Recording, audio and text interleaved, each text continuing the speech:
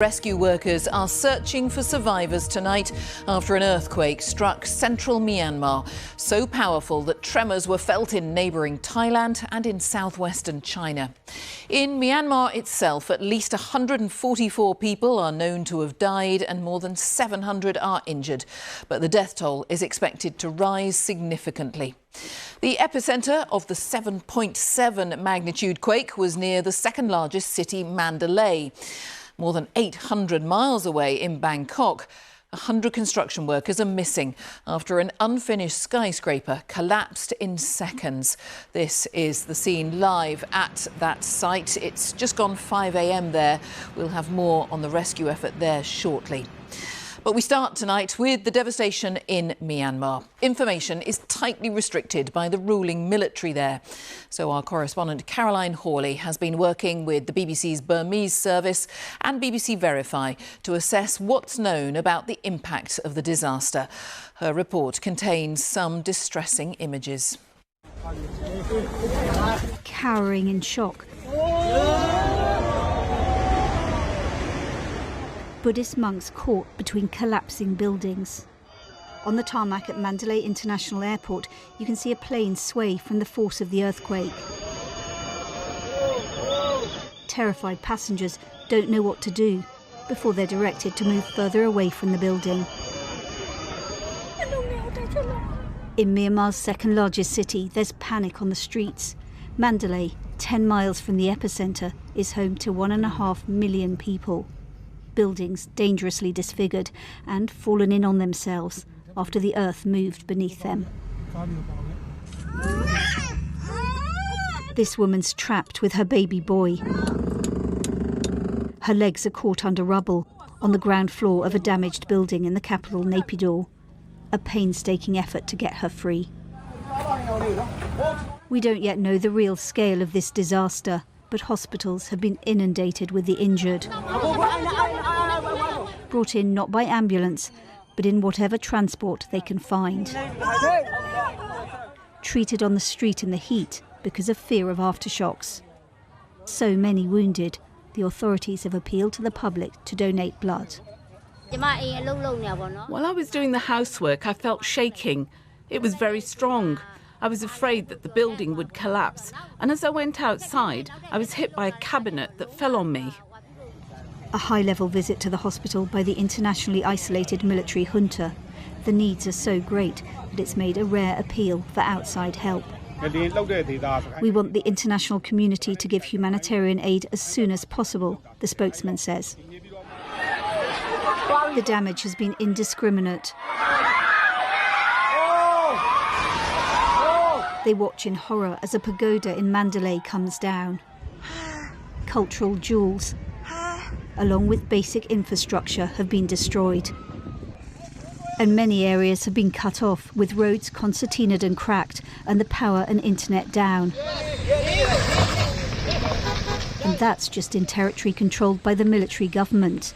Information from rebel-held areas, already reeling from recent fighting, is harder to come by. Hundreds of miles away in southwest China, a glimpse of the earthquake's ferocity and the fear that came with it. In Yunnan province, people are fleeing when they're suddenly engulfed by water from a high-rise swimming pool. But the focus of international concern is on Myanmar. Regardless of religion or politics, the hope is that the help now being mobilised by the UN will be allowed to reach everyone. One man who's been helping rescue people told the BBC that many remain under the rubble, screaming for help.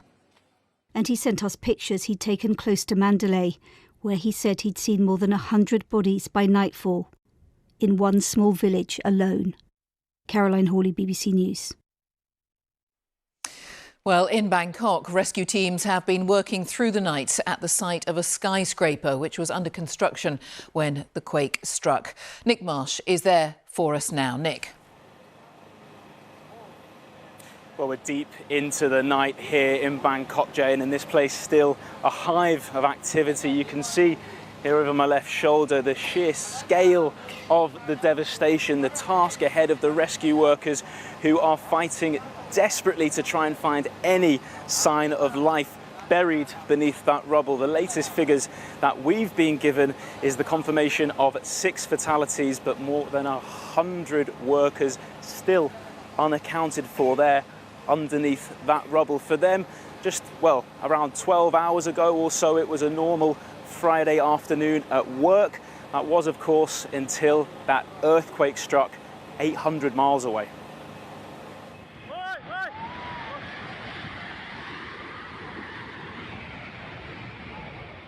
After the shock, it took just moments for tragedy to hit Thailand. Years of work destroyed in seconds.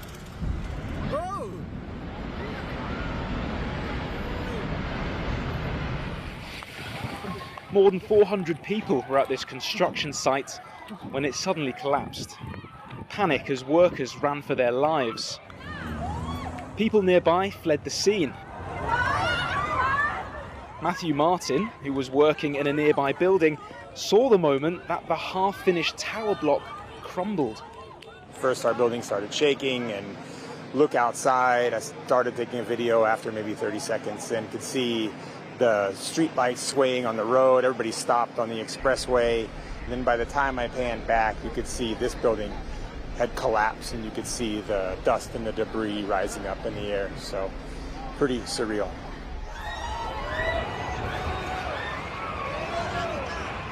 Dozens are still trapped in the debris. Just how many have lost their lives is still unknown. Amid the chaos, shocked patients were pushed out of hospitals. Doctors and nurses tried to treat them outside, where one woman gave birth.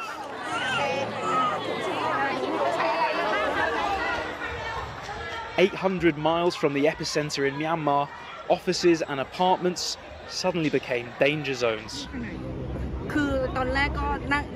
At first, I thought my head was spinning. So I moved to see what was happening, and things started swaying even more.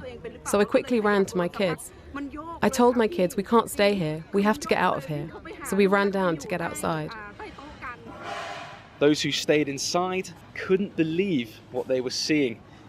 Rooftop pools spilled out to the roads below. I was in the office and people started running out, and I thought for a split second, I was like, isn't it better to stay inside? Isn't it safer? So that's what I did. And then I saw the other building and started filming. And it was basically the pool overflowing and like a waterfall. Tonight, Thailand's Prime Minister visited the site of the collapsed building. It was supposed to be a new government office. Today, it became a disaster zone. These workers have been here for hours now, battling through the debris, desperately searching for survivors. But look, you can see the scale of the task ahead of them. Just removing those metal girders weighing thousands of tons took hours in itself, just so the search could begin for survivors in earnest. That's going to be their priority now.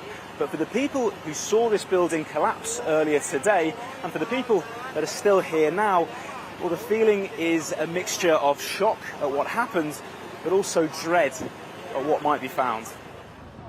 For the Thai people, it's a chilling hint of what their neighbours in Myanmar must have felt and what they must be going through right now. Nick Marsh, BBC News, Bangkok. So how do these earthquakes happen, and why was this one so strong and so devastating? Palab Ghosh is here to explain. Palab. Jane, these images show just how powerful the earthquake is. It was the most active, seismic area in the world, and it's the most powerful it's been for a century. So this is a very large earthquake. It's capable of causing extreme damage close to the epicenter, and it's likely to have been felt further away. The Earth's crust is made up of plates which rub up against each other. They can slip and suddenly release their energy, which is what happened on this fault line outside the city of Mandalay in Myanmar this morning. The power of an earthquake is measured by the moment magnitude scale, which goes from 1 to 10, with each whole number being 10 times more powerful than the previous. So, at 7.7, this was a really intense shock. It was followed by a smaller aftershock of 6.4 and then several others.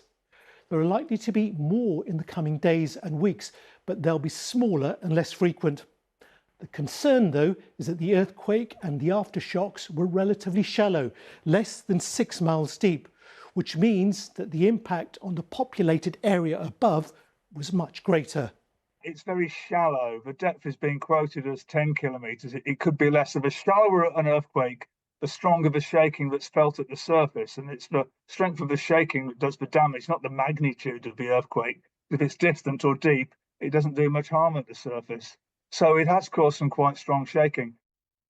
The question is whether we can predict when and where these earthquakes will happen to give an early warning. The answer, unfortunately, is no.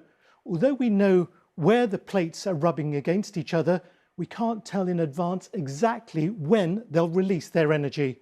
Jane. Palab, thank you.